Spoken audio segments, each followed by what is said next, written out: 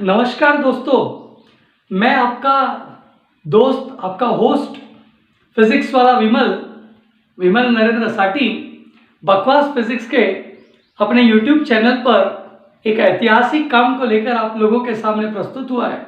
आपको सादर प्रणाम करता हूं। आज 24 है, कल 25 है और परसों 26 है। इन 24, 25, 26 3 दिनों में हम तैयारी करने वाले हैं बोर्ड के फिजिक्स के 12th के पेपर की। जैसा कि आप लोगों ने मेरे शॉर्ट वीडियोस देखे होंगे, आपको पता होगा कि आज हम लोग लाइव जुड़ने वाले थे, लेकिन कुछ टेक्निकल इश्यूज की वजह से मैं लाइव नहीं आ पाया। लेकिन कोई दिक्कत नहीं, मैं आपके सामने आ रहा हूं और अपनी बातों को आज दिन भर, कल परसों बिल्कुल रखूंगा। और आपको जो भी डाउट्स रहेंगे आप कमेंट सेक्शन में मुझे पूछ सकते हैं। और मेरा पर्सनल नंबर सभी के पास अगर ना हो तो आप नंबर नोट कर लीजिएगा 7038924314। आप उस पर मुझे व्हाट्सअप कीजिएगा अगर मेरे वीडियोस से लेकर कोई आपको कुछ बात पूछनी है। हो सकता है जो बात मैं बता रहा हूँ वो आपको पता हो, और जो बात नहीं बताई है आपके मन में शंका हो, तो अगर आप पूछना चाहो तो पूछकर अपने डाउट्स को क्लियर कर सकते हैं। तो मेरी आपसे रिक्वेस्ट है, मेरी आपसे गुजारिश है कि इस फिजिक्स के त्योहार में आप जुड़िए और इस त्योहार को बहुत ज़्यादा सेलिब्रेट कीजिए 24, 25 और 26 में, और 27 को जाकर इस पूरे त्योहार का फुल एंजॉयमेंट लीजिए। क्योंकि सब्जेक्ट टिपिकल है, डिफिकल्ट है, लेकिन मैं आपके साथ हूं तो फिर डरने की क्या बात है।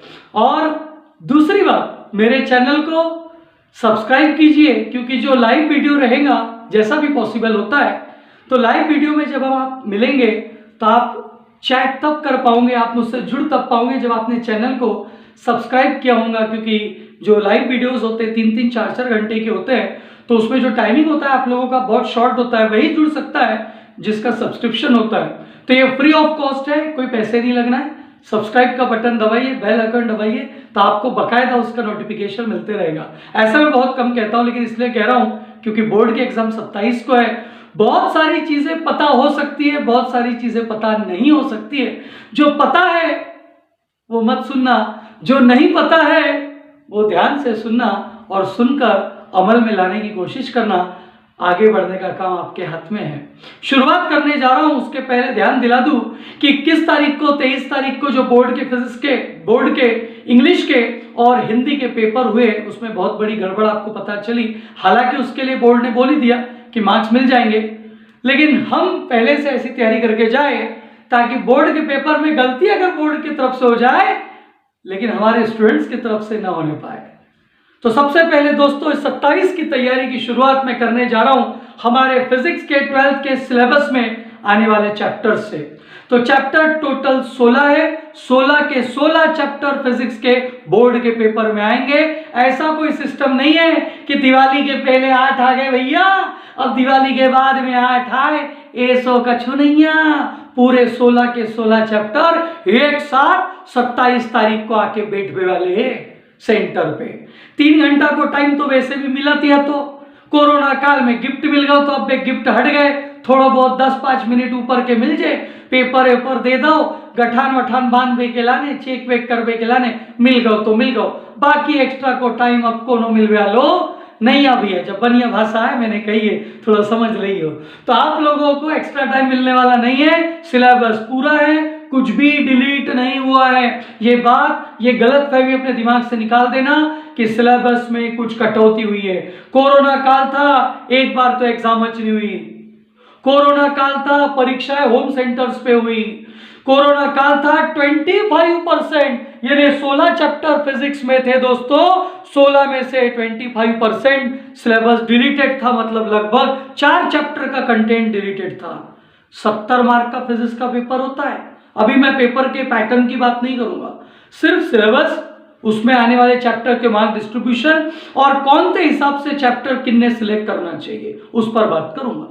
लेकिन इस साल सिलेबस में सब कुछ है, पूरा पढ़ के जाना है, पूरी तैयारी से जाना है। तो सबसे पहले शुरुआत करता हूं उन लोगों के लिए जिन्हें फिजिक्स में 100 पे की 100 लेना है। जैसे हमारे समय 2019-20 के सेशन में फिजिक्स के अंदर विनस शिवलानी ने 100 आउट ऑफ 100 लिया था, पवन कुंडे 100 आउट ऑफ 99 मार्क्स स्कोर किए थे, और भी बहुत सारे बच्चे थे जिन्होंने 98, 97, 96, 95, 94, 93, 92, 90 मार्क्स लिए थे। लगभग हर साल 10 से 12 बच्चे ऐसे रहते हैं जो 90 प्लस स्कोर करते हैं फिजिक्स के पेपर में। मेरे वजह से नहीं, खुद की वजह से, खुद की मेहनत की वजह से। टीचर तो सबको पढ़ाता है, अब कुछ बच्चे 40 मार्क भी लेते हैं, मैं पढ़ाता हूं तो उसमें मैं जवाबदार नहीं हूं। कुछ बच्चे 100 पे की 100 लेते हैं, वो जवाबदार है, मैं नहीं हूं। सर क्यों? अरे पढ़ाता मैं हूं, लेकिन पेपर पे जाने के बाद जो बच्चा एक भी गलती नहीं करेगा वही 100 पे की 100 लेगा, तो जिम्मेदार मैं थोड़ी ना हुआ, बच्चे हुए। और मैं मानता हूं कि भाई रिजल्ट अच्छा तभी बन सकता है जब बच्चा अच्छी मेहनत करे, अच्छी तगड़ी पढ़ाई करे। तो जिसे 100 पे की 100 चाहिए भैया, ये कोई एक्सक्यूज रहने वाला नहीं है कि इतने पढ़ के जाओ उतने पढ़ के जाओ। 16 के 16 चैप्टर पूरे पढ़ के जाना ही पड़ता है। लेकिन अगर बात आ जाए ऐसे कि जिसे 70 आउट ऑफ 40, 45 के आसपास मार्क चाहिए, 70 में से 40, 45 या 50 तक मार्क्स चाहिए, तो उसके हिसाब से मैं अपनी बात करूंगा। लेकिन शुरुआत करता हूं पहले सिलेबस के 16 चैप्टर की। फर्स्ट चैप्टर है दोस्तों रोटेशनल डायनामिक्स, सेकंड चैप्टर है mechanical properties of fluid, third chapter kinetic theory of gases, fourth thermodynamics, fifth oscillation, six superposition of wave, 7 wave optics, 8th electrostatics, 9th current electricity, 10th magnetic field due to electric current, 11th magnetic material, 12th electromagnetic induction, 13th AC circuit, 14th dual nature of radiation matter, 15th structure of atom and nuclei, and the last chapter is semiconductor devices। दोस्तों ये 16 chapter का bunch गुलदस्ता हमारे पास है, जिसे 100 पे की 100 चाहिए, ये 16 का टिकट पूरा काटना ही पड़ेगा। 16 आने खरी बात करनी पड़ेगी। लेकिन जिसे 40 से 50 मार्क के अंदर में चाहिए तो वो कुछ सिलेक्टेड चैप्टर करके जा सकता है। मतलब अगर 16 चैप्टर है, कुछ 9 चैप्टर 10 चैप्टर भी पढ़ के जाए, 9 चैप्टर भी पढ़कर जाए, 10 चैप्टर भी, तो कम से कम 40 से 45 मार्क ले सकता है। सर कैसे? तो आप देखिएगा रोटेशनल डायनामिक्स, मैंने मार्क डिस्ट्रीब्यूशन लिख के रखा है, बोलते भी जा रहा हूं। रोटेशनल डायनामिक्स बोर्ड के पेपर में कंपलसरी 5 मार्क का सॉल्व करना ही पड़ता है। इसमें ऑप्शन के साथ वो लगभग 7 मार्क का आता है। मैकेनिकल प्रॉपर्टी ऑफ फ्लूइड की अगर बात की जाए 5 मार्क का आता है, 7 मार्क का आता है, 5 मार्क का कंपलसरी सॉल्व करना पड़ता है। काइनेटिक थ्योरी ऑफ गैसेस भी 7 मार्क का आता है, 5 मार्क का कंपलसरी सॉल्व करना ही पड़ता है। उसी प्रकार अगर थर्मोडायनामिक्स की बात करो तो 7 मार्क का आता है, 5 मार्क का कंपलसरी सॉल्व करना ही पड़ता है। ऑसिलेशन की बात करो तो 6 मार्क का आता है, 4 का सॉल्व करना पड़ता है। सुपरपोजिशन 6 का आता है, 4 का सॉल्व करना ही पड़ता है। वेव ऑप्टिक्स की बात करो 7 का आता है, 5 का सॉल्व करना ही पड़ता है। इलेक्ट्रोस्टैटिक्स डेंजरस चैप्टर 6 मार्क का आता है, 4 का सॉल्व करना ही पड़ता है। करंट इलेक्ट्रिसिटी 6 का आता है, 4 का सॉल्व करना ही पड़ता है।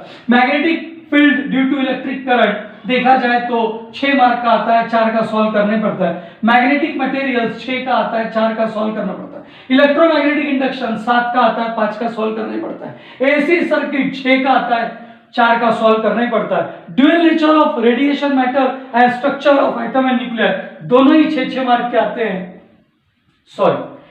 ड्यूअल नेचर 6 का आता है, 4 का सॉल्व करना पड़ता है। स्ट्रक्चर 5 का आता है, 4 का सॉल्व करना पड़ता है। सेमीकंडक्टर 6 का आता है, 4 का सॉल्व करना ही पड़ता है। दोस्तों ये मार्क्स डिस्ट्रीब्यूशन है जो मैंने कहा मार्क्स विथ ऑप्शन। अगर देखा जाए मार्क्स विथ ऑप्शन तो मार्किंग 90 मार्क्स के ऊपर चले जाती है, और मार्क कंपलसरी अगर काउंट की जाए तो 70।